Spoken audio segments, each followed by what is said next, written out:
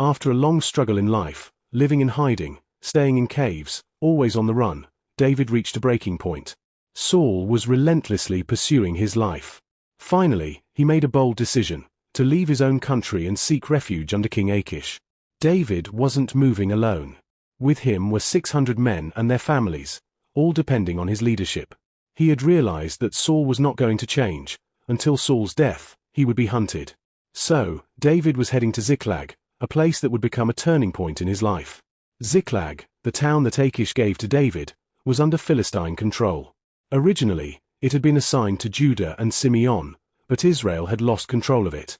David's arrival marked the first step in reclaiming this territory and gave him a safe place outside Saul's reach. David's life in Ziklag was a place of transition. In Ziklag, David moved from being a fugitive in Israel to having a stable base outside the country. He was still not officially king, but he was beginning to lead, protect, and manage his people. Ziklag was also a place of training. First, military practice. David and his men carried out raids against the Amalekites and other local groups. This allowed him to develop strategy and provide security for his people. Second, leadership and governance. He led his 600 men and their families, testing his ability to organize, care for, and guide a community, not just fight battles.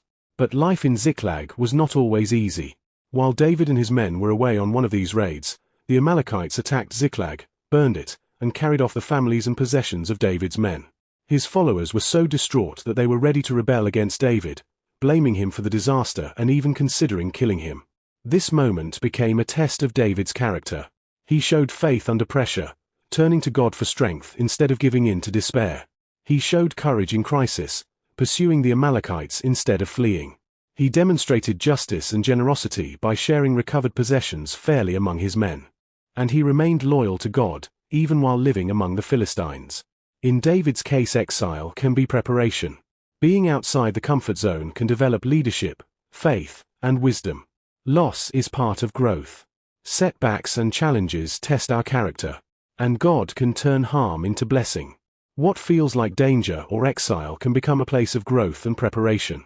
So, if you are far from home, facing uncertainty, remember this: God is shaping you for what lies ahead. What seems like danger or exile can become a stepping stone toward your calling.